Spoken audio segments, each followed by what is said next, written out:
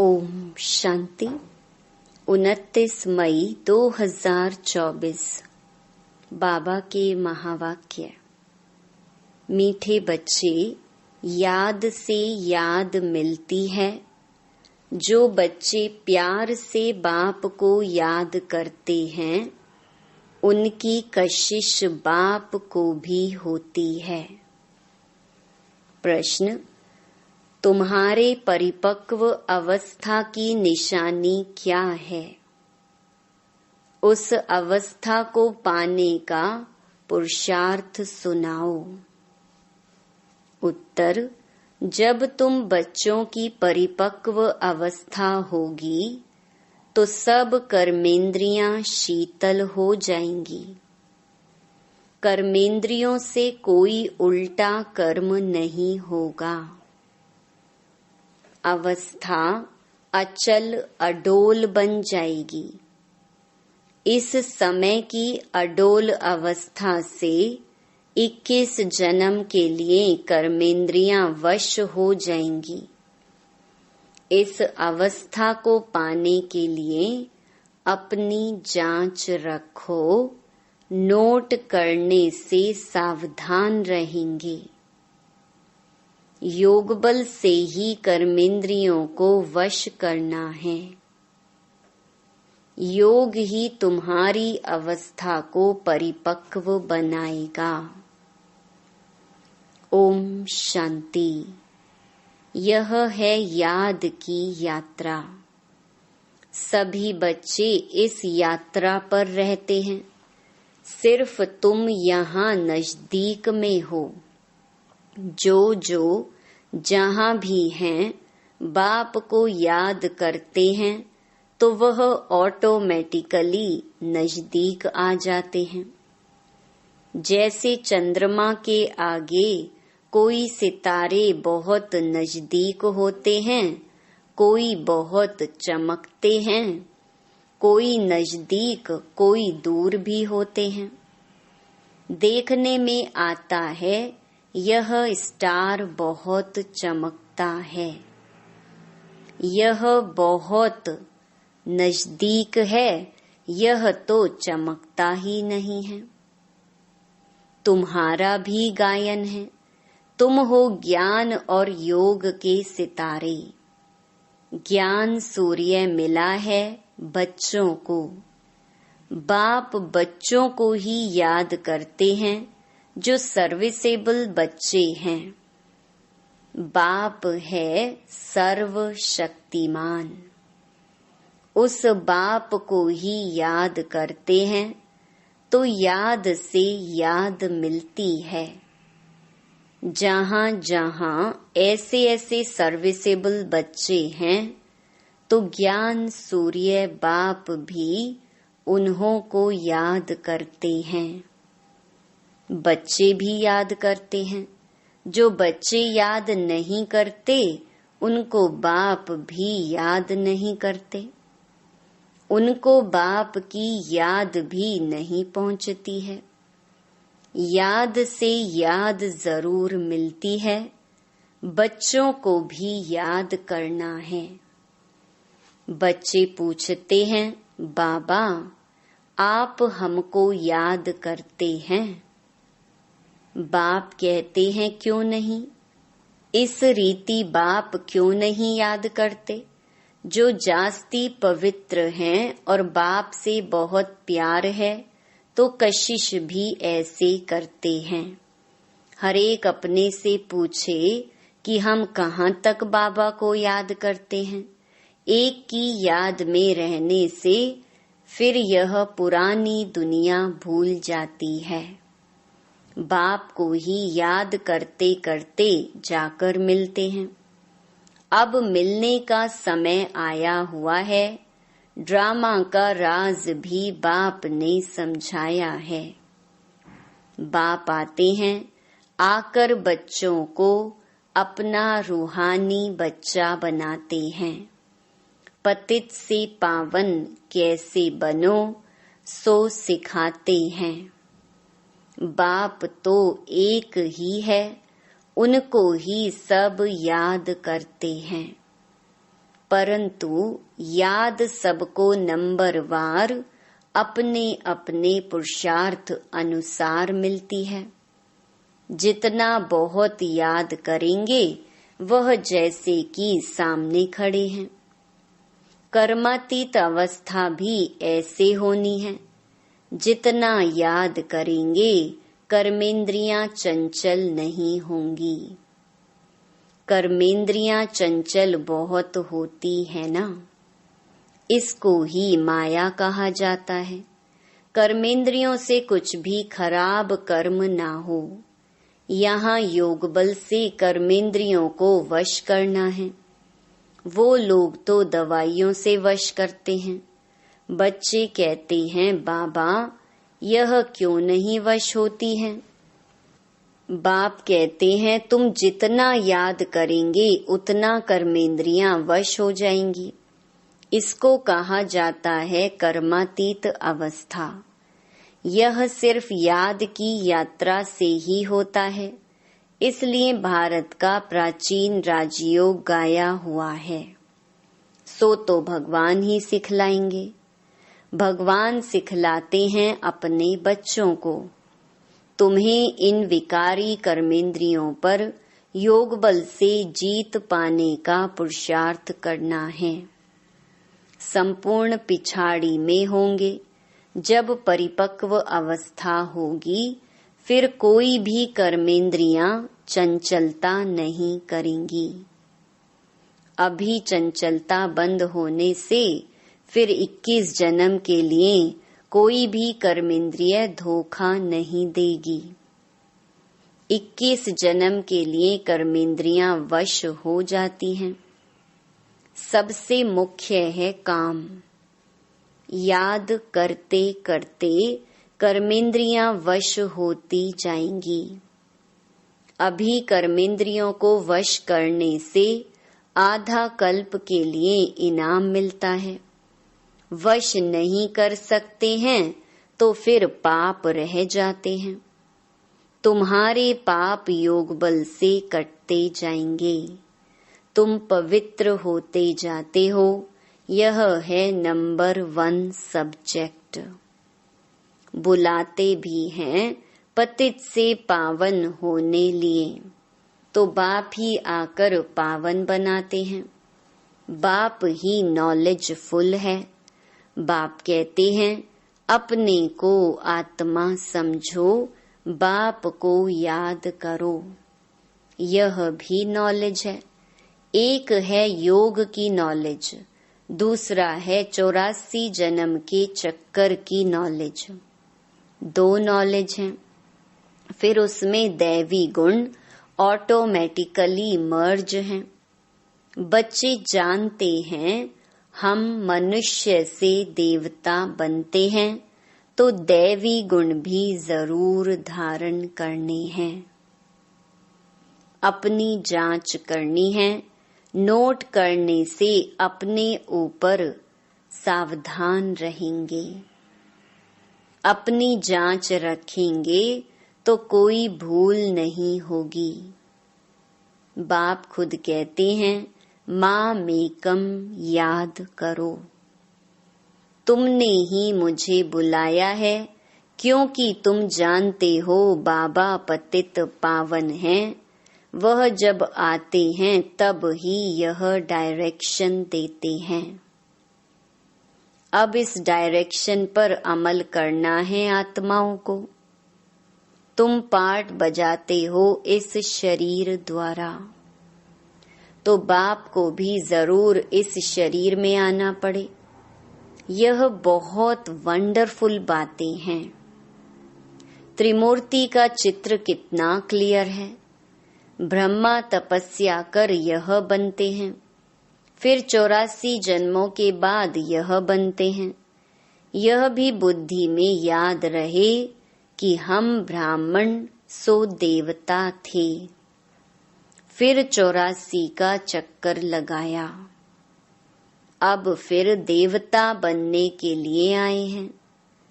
जब देवताओं की डायनेस्टी पूरी हो जाती है तो भक्ति मार्ग में भी बहुत प्रेम से उनको याद करते हैं।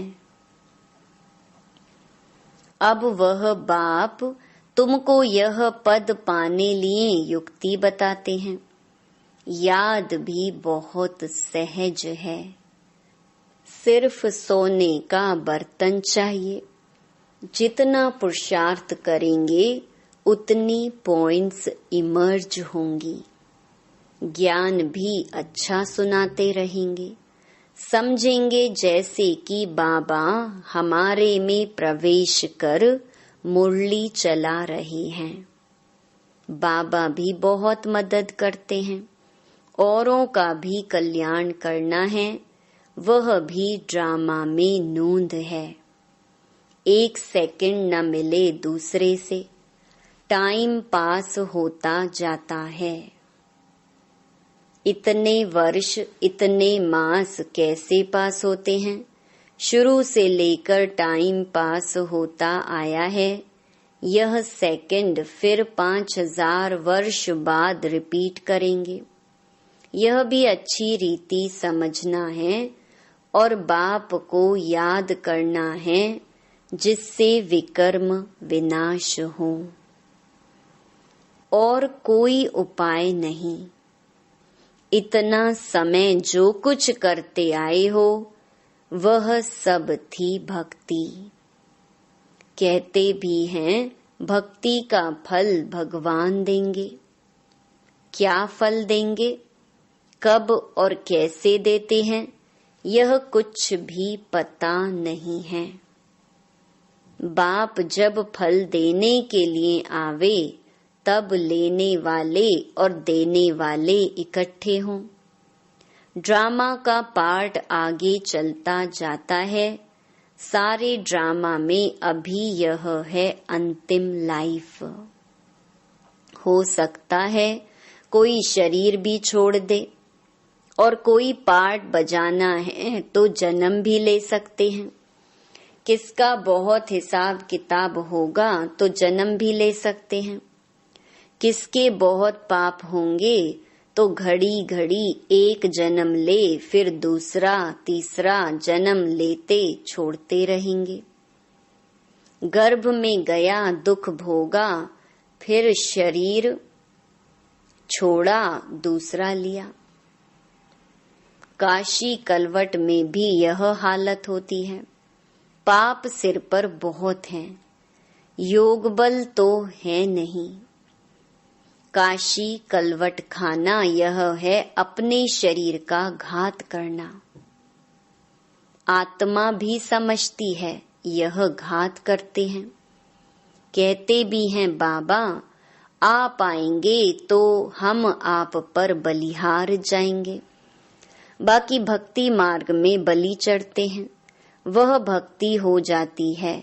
दान पुण्य तीर्थ आदि जो कुछ भी करते हैं वह किससे लेन देन होती है? पाप आत्माओं से। रावण राज्य है ना, बाप कहते हैं खबरदारी से लेन देन करना। कहाँ कोई खराब काम में लगाया तो सिर पर बोझा चढ़ जाएगा। दान पुण्य भी बड़ा खबरदारी से करना होता है। गरीबों को तो अन्न और कपड़े का दान किया जाता है। वह आजकल धर्मशालाएं आदि बनाकर देते हैं। साहूकारों के लिए तो बड़े बड़े महल हैं, गरीबों के लिए हैं झोपड़ियां। वह तो गंदे नाले के आगे रहे हुए हैं। उस किचड़े की खाद बनती है जो बिकती है, जिस पर फिर खेती आदि होती है। सतयुग में तो ऐसे किचड़े आदि पर खेती नहीं होती है। वहां तो नई मिट्टी होती है। उसका नाम ही है पैराडाइज। नाम भी गाया हुआ है पुखराज परी, सब्ज परी। रतन है ना। कोई कितनी सर्विस करते हैं, कोई कितनी करते हैं। कोई कहते हम सर्विस नहीं कर सकते हैं। बाबा के रतन तो सभी हैं, परंतु उनमें भी नंबरवार पुरुषार्थ अनुसार हैं जो फिर पूजे जाते हैं। पूजा होती है देवताओं की। भक्ति मार्ग में अनेक पूजाएं होती हैं। वह सब ड्रामा में नूंद है जिसको देखकर मजा आता है। हम एक्टर्स हैं। इस समय तुमको नॉलेज मिलती है, तुम बहुत खुश होते हो। जानते हो भक्ति का भी पार्ट है। भक्ति में भी बड़े खुश होते हैं। गुरु ने कहा माला फेरो, बस उस खुशी में फेरते ही रहते हैं। समझ कुछ भी नहीं। शिव निराकार है, उनको भला दूध पानी आदि क्यों चढ़ाते हैं? मूर्तियों को भोग लगाते हैं, वह कोई खाती थोड़ी है। भक्ति का पेशगीर माना विस्तार कितना बड़ा है। भक्ति है झाड़, ज्ञान है बीज। रचता और रचना को सिवाय तुम बच्चों के और कोई नहीं जानते। कोई बच्चे तो अपनी हड्डियां भी इस सर्विस में स्वाहा करने वाले हैं। तुमको कोई कहते हैं यह तुम्हारी कल्पना है। अरे यह तो वर्ल्ड की हिस्ट्री ज्योग्राफी रिपीट होती है। कल्पना रिपीट थोड़ी होती है। यह तो नॉलेज है। यह है नई बातें नई दुनिया के लिए। भगवानुवाच, भगवान भी नया, उनके महावाक्य भी नए। वह कहते हैं कृष्ण भगवानुवाच, तुम कहते हो शिव भगवानुवाच। हरेक की अपनी अपनी बातें हैं, एक न मिले दूसरे से। यह है पढ़ाई। स्कूल में पढ़ते हो, कल्पना की तो बात ही नहीं। बाप है ज्ञान का सागर, नॉलेजफुल। जबकि ऋषि मुनि भी कहते हैं हम रचता रचना को नहीं जानते हैं। उन्हों को यह नॉलेज कहाँ से मिले, जबकि आदि सनातन देवी देवता ही नहीं जानते। जिन्होंने जाना उन्होंने पद पाया। फिर जब संगम युग आए तब बाप आकर समझाए। नए नए इन बातों में मूंझते हैं।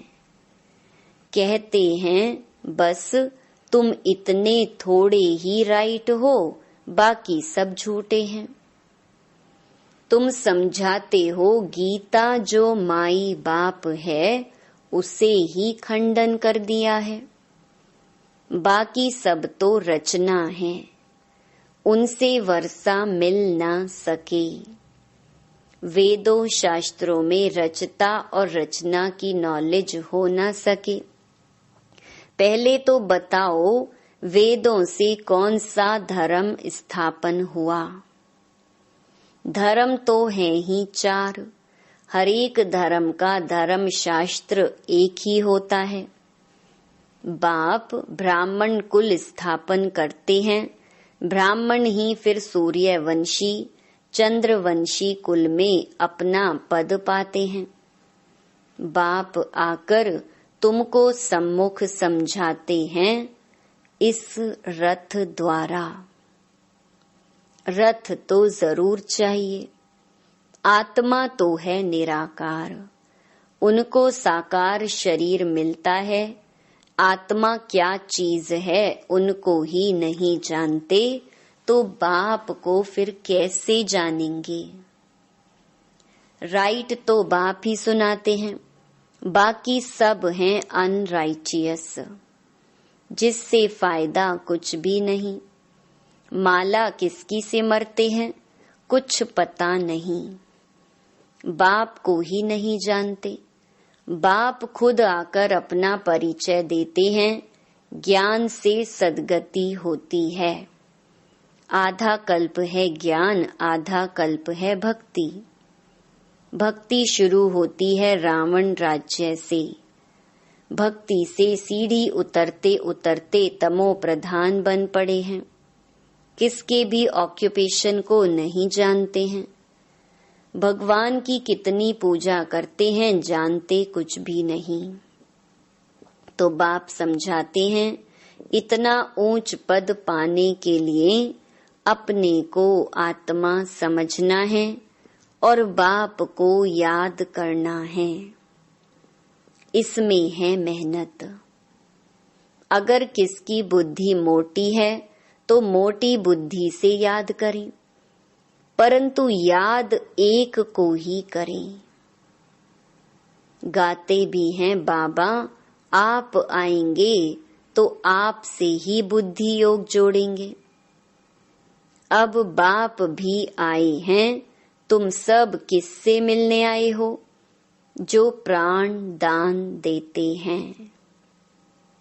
आत्मा को अमर लोक में ले जाते हैं। बाप ने समझाया है, काल पर जीत पहनाता हूँ, तुमको अमर लोक में ले जाता हूँ। दिखाते हैं ना, अमर कथा पार्वती को सुनाई। अब अमरनाथ तो एक ही है, हिमालय पहाड़ पर बैठ थोड़े ही कथा सुनाएंगे। भक्ति मार्ग की हर बात में वंडर लगता है। अच्छा, मीठे मीठे सिकी लधे बच्चों प्रति मात पिता बाप दादा का याद प्यार और गुड मॉर्निंग। रूहानी बाप की रूहानी बच्चों को नमस्ते। धारणा के लिए मुख्य सार। पहला, योग बल से कर्मेंद्रिय जीत बन संपूर्ण पवित्र बनना है।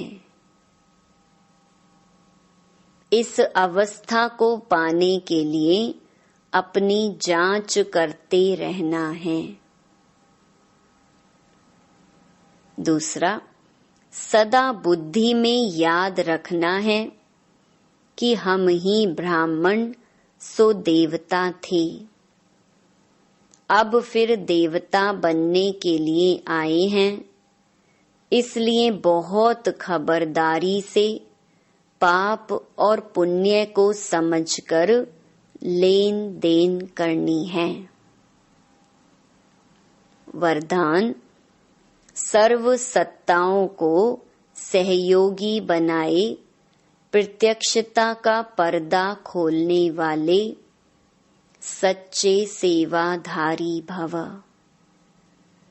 प्रत्यक्षता का पर्दा तब खुलेगा जब सब सत्ता वाले मिलकर कहेंगे कि श्रेष्ठ सत्ता ईश्वरीय सत्ता आध्यात्मिक सत्ता है, तो यही एक परमात्म सत्ता है।